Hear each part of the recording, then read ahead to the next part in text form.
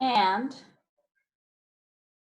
please help me give a warm round of applause to Tan Tai.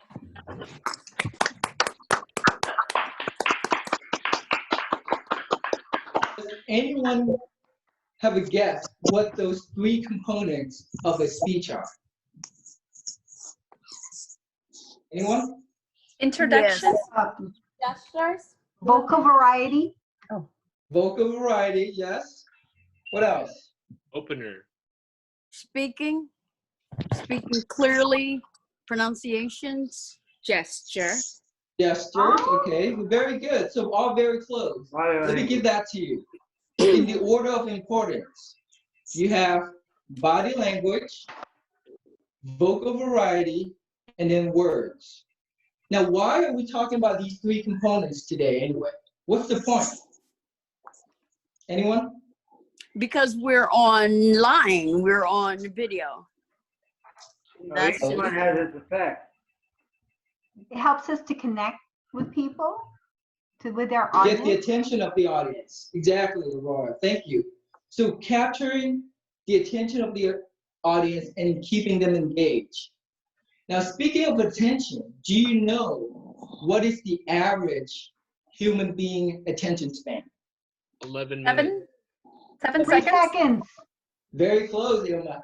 8 seconds. Oh, 8 seconds. No, it used to be 10 minutes. The attention span of a goldfish is 9 seconds. That's right. We human We can't beings beat a have goldfish. less attention span than a goldfish. In other words, if I were to stand here for 8 seconds without saying a word, some of you may forget that you're here for a speech because your attention would have been distracted by something else. So I better keep on talking. Fellow Toastmasters and honor guests. Out of the three components, your body language is the most important. How important, you may ask? 55%. Oh, wow. 55% of the success of your presentation is attributed to how effective you are with your body language. 38% it's attributed to your vocal variety, how you sound in your presentation. So 55 plus 38, that's 93%. So then that leaves you with only 7% for the words that you use in your presentation. With only 7%, your words really don't matter. That's why clowns and Mr. Beans are able to make us laugh and follow the storyline without even saying a word. They just make movements and sound and we get it, right? That is why a smile and the word hi with this gesture, I could go around the world to other countries that don't speak English. And if I do that, people in general would understand I'm saying hi to them. Mm-hmm. Now, with your vocal variety being 38%, that's quite important. So what vocal variety means is simply not to speak in monotone. You have to use your vocal variety to make emphasis on certain words, to make your speech interesting, captivating. So I'm going to demonstrate to you. I'm going to say the same sentence twice, first with monotone and then with vocal variety. I'm at a stoplight. See a car running a red light. Bam, it crashed or it T-boned the other car. I was shocked. Now compare that with, I was at the stoplight. I saw another car running a red light. Bam, it T-boned the other car. I was shocked.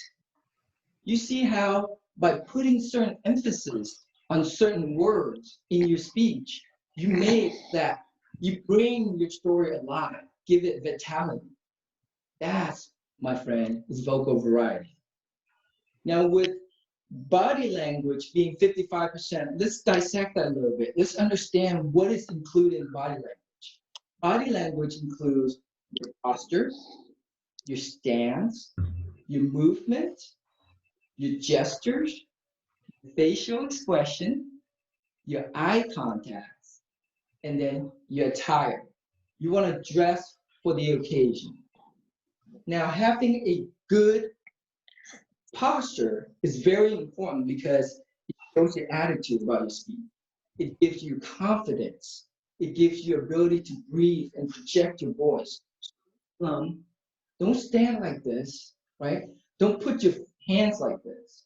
Now, your perfect stance would be your weight evenly distributed between your two legs. Your legs are about shoulder apart, shoulder relaxed, right? Your hands are right here by your side. Sometimes you could have it up here, which is fine. Now, in terms of movement, from time to time, you want to move away from this lectern. You want to step to the side of the lectern or in front of the lectern. This gives the audience a feeling of openness because there's nothing in between you and the audience. You want to take a step forward to put emphasis on a point. You take a couple of steps backward to give the audience the space to process a point that you just made. Lateral movement signify transitions. You talk about one point here, another point here, and then your third point here. If you're talking about time, you want to start from your right to your left. Now, your right, the speaker's right, left is the audience left to right. As human beings, we think of time from left to right. Okay? Gestures. Your gestures should be in your windshield area. Okay? If you have 3 points to make, you put them right here. 3 points. Point 1, point 2, point 3. You don't put them down here. No one sees it. 3 points. Gestures that you should avoid. Grabbing the lectern. Fidgeting. Clutching something. Licking your lips. Or biting your lips. These are gestures that would distract the audience from your speech. Last but not least, your body language has to be intentional, starting from the point that you're introduced. When you're getting up from your seat, walking to the lectern, you want to walk with intentionality and velocity. So you're not just strolling on the beach. You want to get there as soon as you can, okay, with intentionality. There you got it. Body language, 55. Vocal variety, 38. Words, 7%. Now you know what to focus on your next speech. Madam Toastmaster.